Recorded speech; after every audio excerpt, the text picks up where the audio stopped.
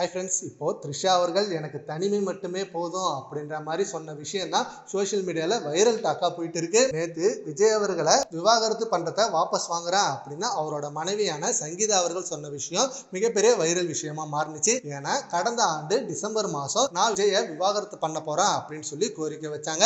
And அதுக்கு reason ஒரு நடிகை கூட தொடர்பில் இருக்காரு அப்படின்னு சொன்ன அந்த பாயிண்டை வச்சு அந்த நடிகை த்ரிஷா தான் அப்படின்னு சொல்லி த்ரிஷா அவர்களை போர்ட்ரேட் பண்ணிட்டு இருந்தாங்க. அதுக்கேற்ற மாதிரி விஜய் அவர்களும் த்ரிஷா அவர்களும் நிறைய ஈவெண்ட்டுக்கு ஒன்னா போயிட்டு இருந்தாங்க. அண்ட் சில டெத்துக்கும் போயிட்டு இருந்தாங்க. இப்படி இருக்க மத்தியில விஜய் அவர்கள் முதலமைச்சர் ஆனதும் முதலமைச்சர் பதவி ஏற்பு விழாவுக்கு த்ரிஷா அவர்கள் வந்திருந்தாங்க. அண்ட் அவங்க அங்க ரொம்ப எமோஷனல் ஆனதை வச்சு இவங்க ஏன் இவ்வளவு எமோஷனல் ஆகுறாங்க அப்படின்னு சொல்லி அது ஒரு விமர்சனமா மாறினுச்சு. அண்ட் இப்படின்னு விஜய் அவர்களும் த்ரிஷா அவர்களும் சேர்த்து வச்சு பேச நிறைய விஷயங்கள் கிடைச்சது.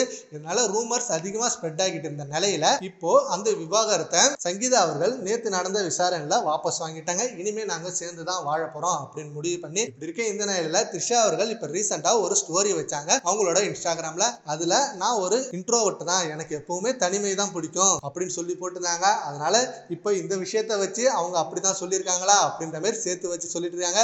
ரெண்டு பேரும் சேர்ந்துட்டாங்க, அதனால அவங்க தனிமையை விரும்புறாங்களா அப்படின்ற மாதிரி திரும்ப இந்த மாதிரி ரூமர் நியூஸ் ஸ்ப்ரெட் பண்ண ஆரம்பிச்சாங்க. பட் பொதுவாகவே த்ரிஷா அவர்கள் இன்ட்ரோவர்ட் தான், எந்த ஒரு இடத்துலயும் அப்படிதான் இருக்காங்க அப்படின்ற மாதிரி அவங்க போர்ட்ரேட் பண்ணிட்டு இருக்காங்க.